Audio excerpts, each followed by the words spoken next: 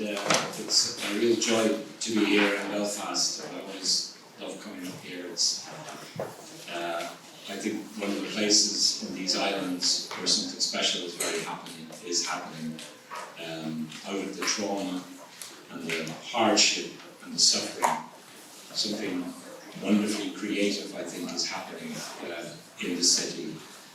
And part of that is New Script for Mental Health. What New Script are promoting, what they're doing, is leading us, I think, in a new way of looking at the challenges of mental health. And to me, it's an inspiration, because I don't know of another organisation like this on these islands with this powerful message. I'm going to keep it brief today. As I say, it's a real honour to be here. Just to say that echo what I think Sarah has already said to you, is that there's a lot of focus on mental health now, not just in this part of the world, but everywhere. Governments are being challenged to take mental health seriously. Communities are saying, focus on this. This is a priority. But usually that becomes distilled down to, in media discussions, in political discussions, a call for more funding. That's what it's defined as. We want more funding, more staff, more services. And to me, that's a disaster.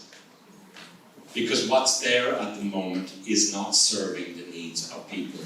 And just providing more funding for the same thing will actually make things worse.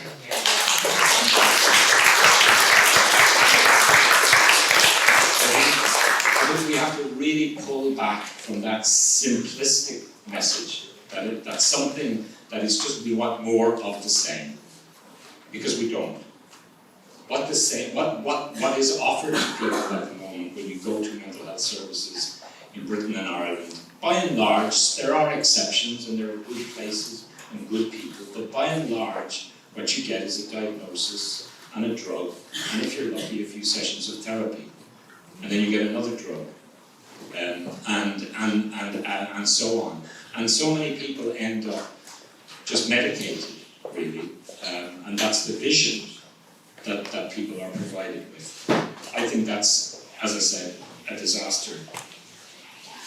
In a 2018 report by the UK Parliamentary and Health Service Ombudsman, they found that services in the UK failed to treat patients with dignity and respect. In a commentary on the report, the Ombudsman, Robert Berings, wrote at the time, and he said, "One of the most pressing and overlooked issues to come out of my report is that failings in mental health care can involve violations of the most basic human rights of patients." You just hear that. Violations of the most basic human rights of patients. Could you accept that when it came to respiratory medicine or oncology or any other part of services? I would say no. Now, an international movement of people who've been treated in mental health services now exists. Around the world, people are saying and reporting that services do not respond to their needs, nor support them to live independent lives that they wish to lead in the community. Instead, their experiences leave them feeling hopeless and disempowered. I know that you've had Danius Kouras here in Belfast, the UN Special Rapporteur on the Right to Health. And he's a powerful leader of a call for a different way of looking at things. And he has made a direct link between the currently dominant way of understanding and framing mental health problems and the abuses that people suffer. So in other words, the abuses that people are suffering are linked very clearly with the sort of thinking that goes on in mental health services, the sort of concepts that are used, the way in which mental health problems are framed in the first place. So a call for more resources is important, but I've come to believe that a call for a new script is even more important. We need to move away from the current common sense about mental health, that mental health is essentially a medical issue and the priority is about getting a diagnosis and access to drugs and therapy.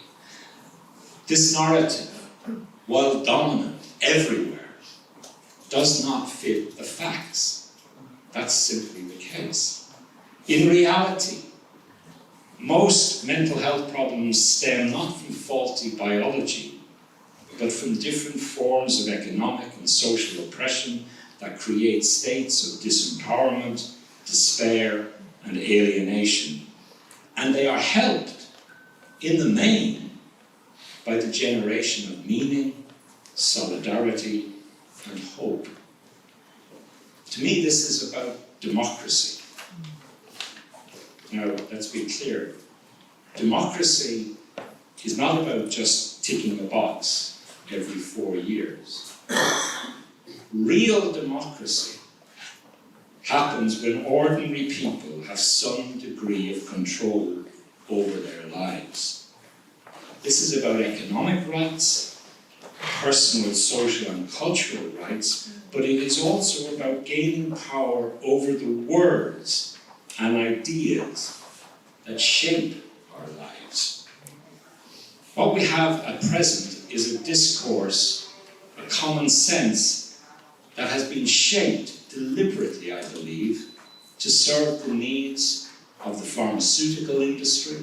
Certainly in the last 20 years, they've been directly involved in shaping the way in which mental health problems around the world are discussed, understood and responded to, but also by their allies, their professional allies in my own profession of psychiatry and elsewhere. It has not been shaped by the needs of people who are struggling and their families. We need a critical interrogation of our common sense ideas more than anything else. This is what we are doing today. This is what New Script is about.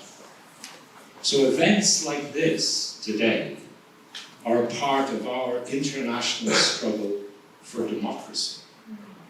They are about taking back the power to name our suffering, to give it context, and to develop strategies of support that do not simply depend upon professionalized forms of intervention. So well done to all of you, and well done to New Script. I've never followed Damien Dempsey before and giving a talk, so it's quite a challenge. But thank you for the opportunity to be here, and it's wonderful as always being with you.